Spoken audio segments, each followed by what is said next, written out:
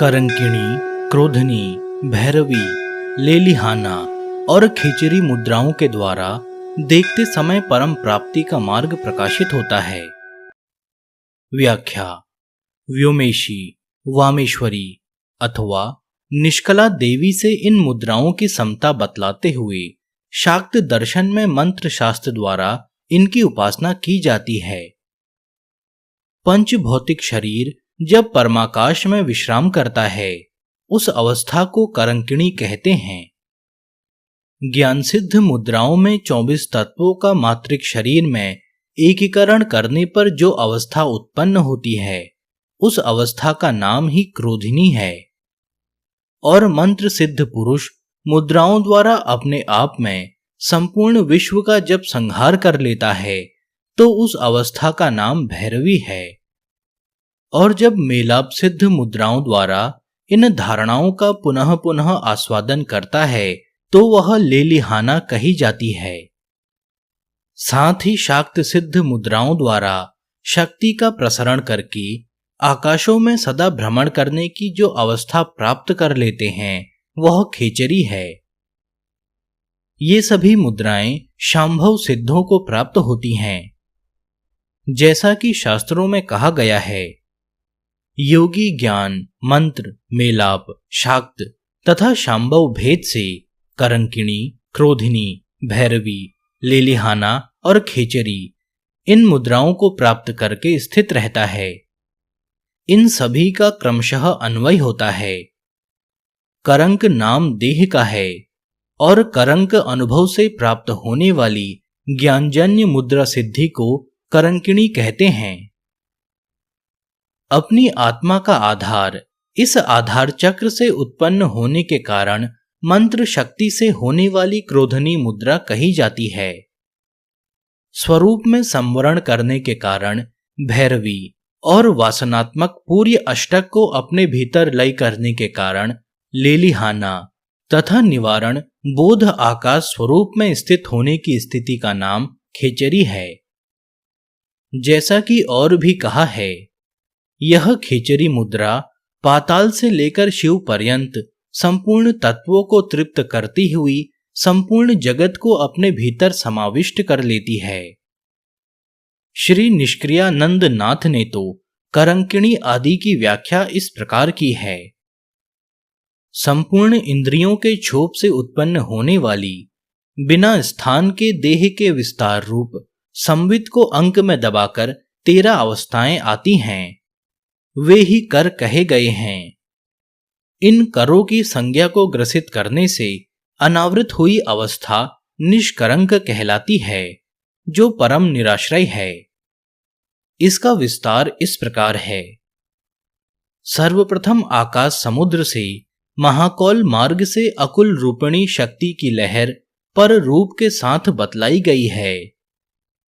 वही सूक्ष्म रूप से अकुल चक्र से उठकर कुल पंचक के रूप से क्रमशः अनुभव को प्राप्त होती हुई एक ही श्री व्योमेश्वरी निष्कला होती हुई सकल स्वरूप से रमणशील होकर त्रिलोक में सदैव सर्वकाल स्फुरित होती हुई विस्तार को प्राप्त हुई भी एक ही रूप से प्रतीत होने के कारण आद्या कहलाती है। वह अधखिली कुछ कुछ विकसित हुई परम आकाश समुद्र से मयूरी के अंडे के रस के समान खेचरी आदि चारों अवस्थाओं को अपने भीतर समाविष्ट करके प्रथम स्पंदन के रूप में जो लहर उठती है, वामेश्वरी कहलाती है और यही आदि कोटि की है। यही वामेश्वरी शक्ति दिव्योध रूप 5 चक्रों में विस्तार को प्राप्त करती हुई इस चक्र वृंद की नायिका श्री वामेश्वरी सबको सर्वात्म रूप से इस वृंद चक्र में 5 प्रकार से संपात क्रम से शांभव, शाक्त, मेलापक, मंत्र और ज्ञान के भेद से खेचरी, भूचरी, संवाहरणी और रौद्री आदि 64 योगिनियों के रूप में प्रत्यक्ष में आती है।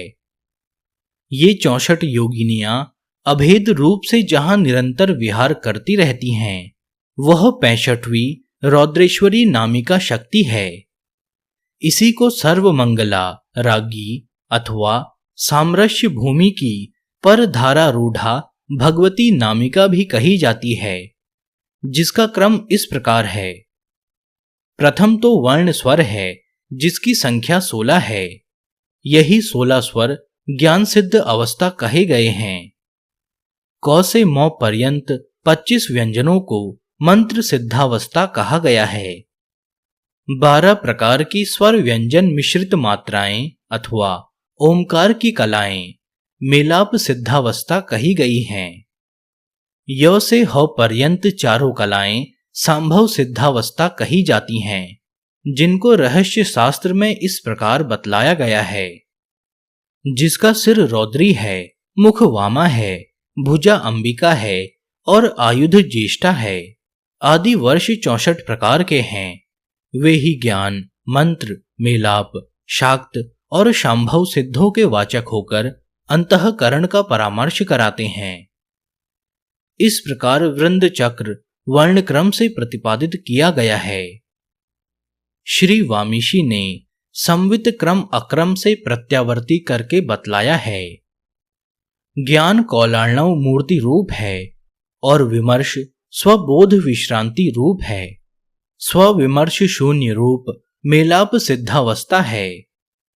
महासंहार रूप अवस्था शाक्त अवस्था है। महाकाश के समान व्यापक अवस्था कहलाती है। इसका विस्तार सिद्ध योगिनी संप्रदाय युक्त उपदेश नामक ग्रंथ में वर्णित है। कोमल आसन पर एक कटी प्रदेश से बैठकर हाथ पांव को निराधार रखे। इस प्रकार के आसन से परम और पूर्ण बुद्धि बनती है। आसन पर भली भांति बैठकर बाहों को आधी समेटकर कक्ष आकाश में मन को स्थिर करता हुआ योगी तल्लीनता के कारण शांति को प्राप्त कर लेता है। अब भैरवी भूमिका बतलाई जा रही है। स्थूल रूप विषय घट देह आदि में दृष्टि को स्तब्ध, उन्मेष निवेश रहित तथा आंतर करके साधक शीघ्र ही मन को निराश्रित बनाकर शिव को पा लेता है। फैले हुए मुंह में जीभ को बीच में ही रखकर बुद्धि फेंक कर मन से हौ का उच्चारण करते रहने से शांति में लीन हो जाता है। व्याख्या। अभिप्राय यह है कि मुख को विस्फारित करके जिह्वा को मुख के भीतर अधर में स्थित करे तथा संकुचित मुख से भीतर बुद्धि को लगाकर बिना स्वर के हकार का उच्चारण मन से करे तो साधक परम शांत अवस्था में लीन हो जाता है। जैसा कि कहा गया है, सकार के उच्चारण से प्राणवायु बाहर निकलता है और हकार के उच्चारण से प्राणवायु भीतर गमन करता है। इस नीति के अनुसार इस खेचरी मुद्रा से मकार का उच्चारण न होकर भीतर प्राणवायु के गमन के कारण हकार मात्रा का ही उच्चारण होता है। इस अवस्था में दृष्टि को भ्रू के मध्य में स्थित करना बहुत आवश्यक है। जैसा कि विवेक मार्तंड में बतलाया है, जिह्वा को कपाल कुहर छिद्र में लगाकर दृष्टि को भौहों के मध्य में स्थिर करने की अवस्था का नाम खेचरी मुद्रा है। भगवान व्यास ने भी कहा है, बाह्य स्पर्शों से एकदम अलग होकर भ्रू मध्य के भीतर दृष्टि को स्थिर करना चाहिए तथा नासिका के भीतर चलने वाले प्राण और अपान वायु को समान बनाकर बैठना चाहिए।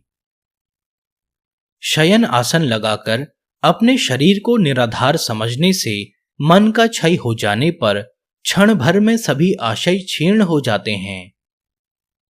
चंचल आसन पर बैठने पर अथवा देह को धीरे धीरे चालित करने पर भी जब मानस भाव शांत रहता है तो हे देवी, योगी को दिव्य धाम की प्राप्ति होती है। आकाश को निर्मल देखता हुआ दृष्टि को उन्मेष निमेष रहित करके स्तब्ध भाव को प्राप्त होने वाला योगी तत्काल भैरव स्वरूप को प्राप्त हो जाता है।